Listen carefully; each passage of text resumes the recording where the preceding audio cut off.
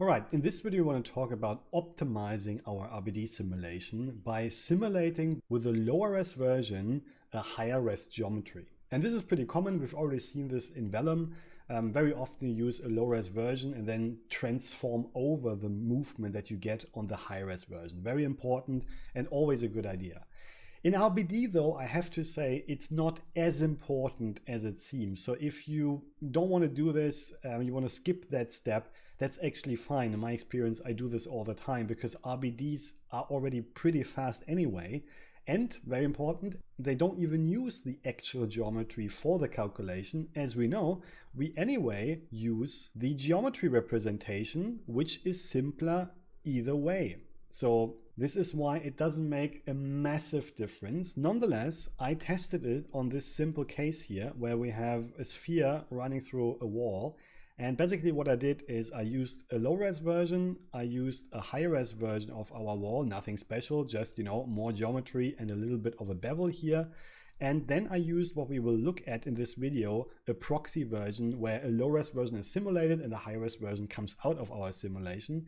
And when I compare the three, I can see that the low res version and the proxy version that we look at are almost identical, and the high res version actually is slower, almost double the speed. But keep in mind, we're talking about 100 frames here, and the whole thing was done in 2.7 seconds. In other words, yeah, okay, there are more complex scenes, obviously, but RBDs are really fast anyway, so it's not an absolute necessity.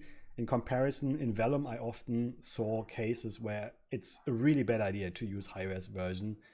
But in RBDs, like I said, it's an option, not a necessity in all cases. So with that being said, let's have a look how this works. One small note before we start, you might think you could use a pointiform here, but the pointiform will not work with RBDs because by nature it deforms the shape of your geometry. And even if you would use packed geometry, then you wouldn't have the rotation took into account. The pointiform just takes points position, not point rotations. So you can try it, feel free to play around with this, but you will see a pointiform will not work with RBDs. And this is why I will show you a couple of alternatives.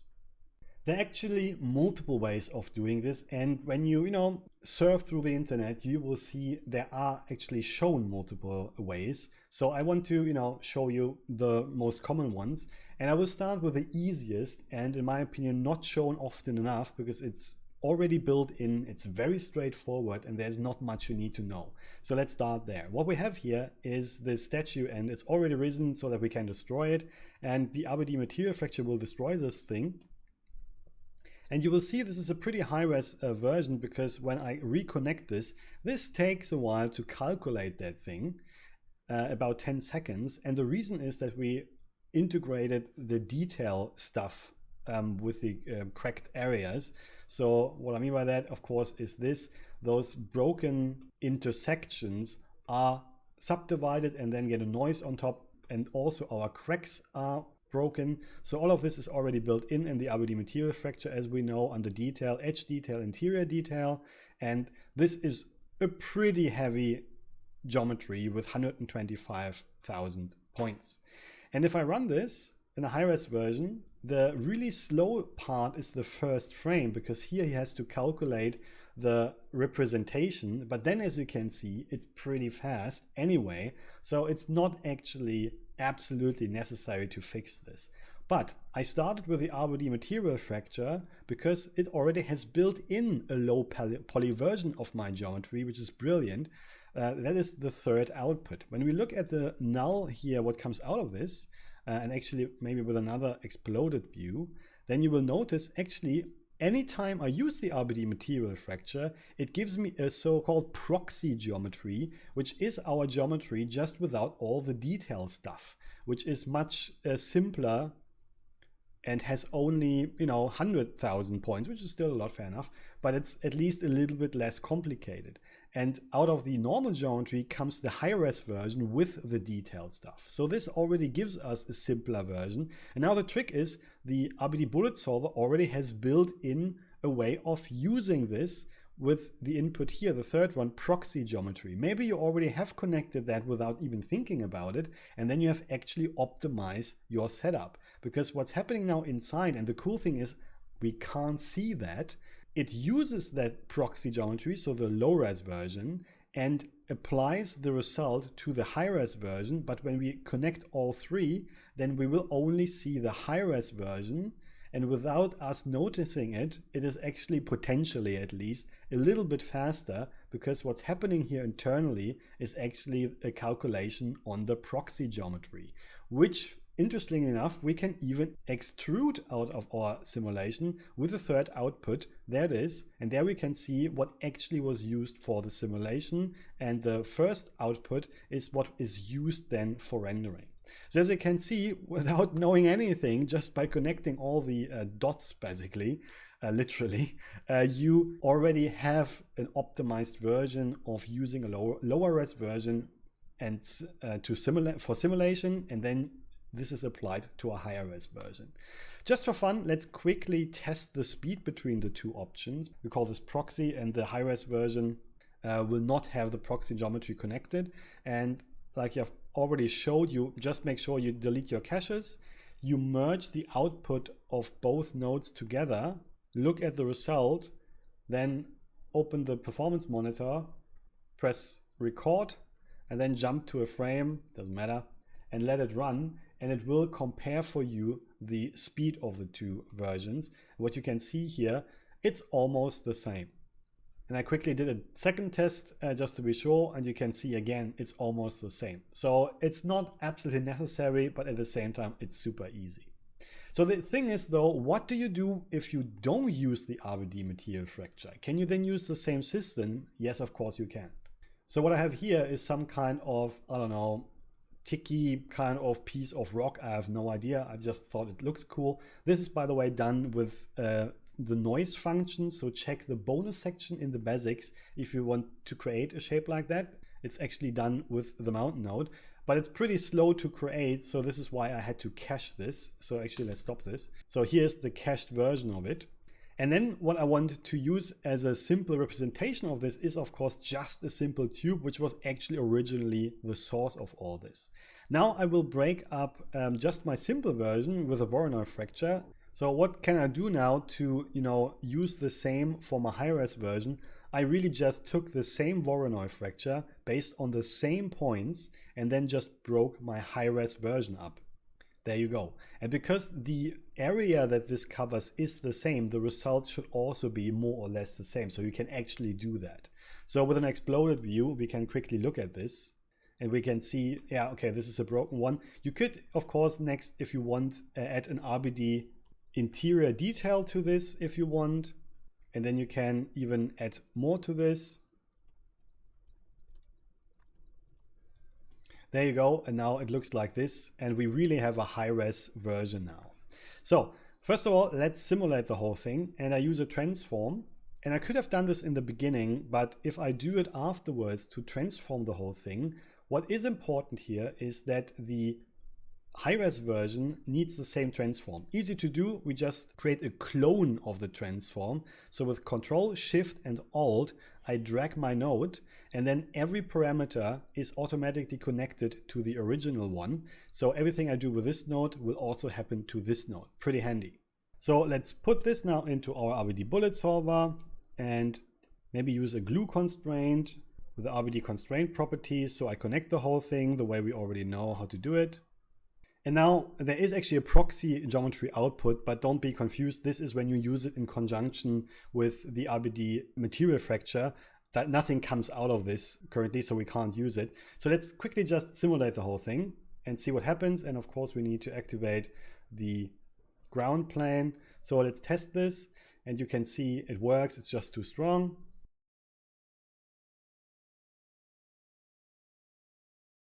So just make sure you find the setting that works for you. It doesn't really matter. We know the deal at this point. So that's not too bad. And the question now was, can we use this proxy geometry with this high-res version that is at least at the same position?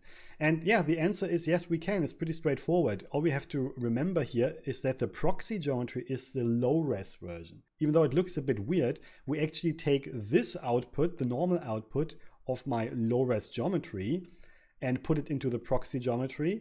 and the high-res version we put into the main geometry. As soon as the proxy geometry, so the low-res geometry, is connected, the high-res version will not be simulated anymore. It will only be used basically as a visualization.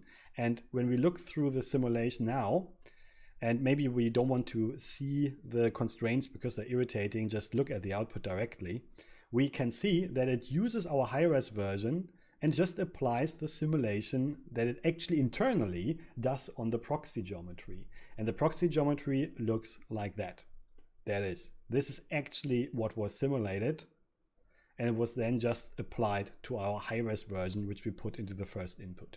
So as you can see, super straightforward, and there's not much to it, as long as the geometry, of course, and this is important, has the same amount of points in the end. I mean, the same amount of pieces, which you can figure out by, for example, assemble the whole thing, and then see how many points come out of it. And here you can already see, and that was on purpose, you don't have to necessarily assemble the pieces if you don't want to. This works with the full geometry or with the assembled version. So now we have the same, just now we have actually a packed version of our geometry. Let's see if it still works. Guess what? Of course it will still work. There's no difference. It's just that the geometry was now packed before, and before that we didn't do that. In both cases, this concept works. So really straightforward, easy to understand. Again, just make sure that the pieces have the same number and ideally the same name attribute if you have one. If the name attribute is different, then it won't work. In our case, that worked anyway because we used always the same nodes, the Voronoi fracture and the assemble, and they all used the same naming, the piece prefix. So the results were the same for both. But always make sure that the naming attribute is identical. Now, we could finish here because that's really all you need to know. But sometimes you will find alternative techniques to that. And just to be clear, not all of them will work when your geometry is not packed. So one more reason why you should just make it a habit to pack your geometry, because once your geometry is packed, the next couple of techniques will definitely work. So I will not go into the case when you don't pack your geometry. Not all of the techniques will work then. I just said it again. Always pack your geometry, in either case, because it's always a good idea. I don't know a single case where this will create more problems than advantages. So what we have now is a packed version of our high-res version and of our low-res version, and we normally simulate with a low-res version, and we don't use the internal proxy geometry. Now, as an alternative, and why would you need that? Well, this can happen when you simulated this stuff already and then you cached it out. So you forgot to use the high-res version, or maybe after the simulation your geometry is changing because the modeling department made it change, and then you don't want to resim everything. So there are actually cases where you want to do this afterwards. So you have a low-res cache and a high-res geometry. But again, keep in mind, it has to have the same amount of pieces and the same name attribute, otherwise it will not work. And the option you have here is the node RBD deform pieces. This thing is made for that. That's the first option, and all you have to do is trying to understand the inputs. The first one is the geometry you want to deform. The second one is the constraint from your simulation, which usually is cached as well. And then you use the actual geometry, the low-res version that is already cached. And then it takes the transformation information and puts it on the high-res version. But it doesn't work. Why not? Because first we have to explain this thing, how it's supposed to work.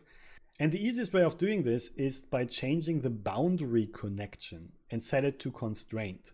Because that basically means it reads everything that it needs out of the constraints. And then if I press start, all of a sudden this thing starts to move and we actually have our, applied high-res version to the existing simulation. Again, this is after the simulation when you have already cached it. So all you have is this, and you can create this out of it.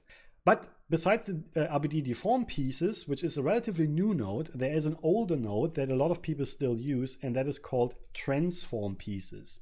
It basically works the same way, it just uses different inputs. And the logic is a bit closer to how the point deform works, even though, like we said, point deform is not working well with RBDs. And this one only works with packed geometry. So what you need is the geometry to transform. That's our high-res version. Then we need template points. That means those are the points that are actually changing, again, packed geometry from the simulation. And then the rest points are the points that are in a non-animated state, similar to our high-res model. So it's this version of our points in the same position, but at rest. And then we should see that our high-res version will move the same way because the transforms are then just applied. And then finally, a newer version of the whole concept is called pack inject. Now you can use this node in different ways. Feel free to do a little bit of research on this one. And it's a bit confusing because it's actually, made for other use cases.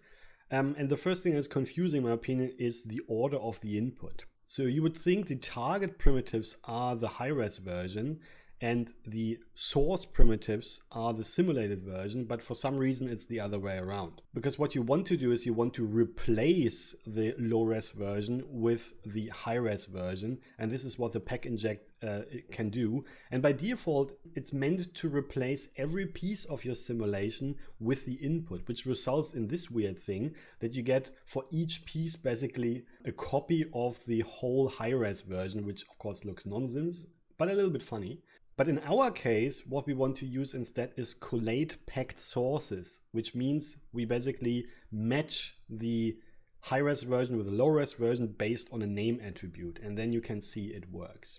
Again, the weird thing is here, you are overwriting the low-res version with the high-res version, which for some reason in the logic of the pack inject makes the low-res version the target primitives and the high-res version the source primitives, and then it works the same way. So yeah, this is how you simulate with the low-res version and then apply your simulation or the transform of your simulations to the high-res version of your geometry, which can be handy for all kinds of reasons, especially for example when your input geometry is still changing but your simulation already looks fine with a low-res version. Just keep in mind there is a low-res calculation in your simulation happening anyway, because what is simulated is not even this low-res resolution, but the blue guys here. So this is why this is just an additional way of optimizing your simulation, but you can, if you want to, actually skip that step if it's not worth your time. So I hope this is helpful. Thanks very much and see you later. Cheers.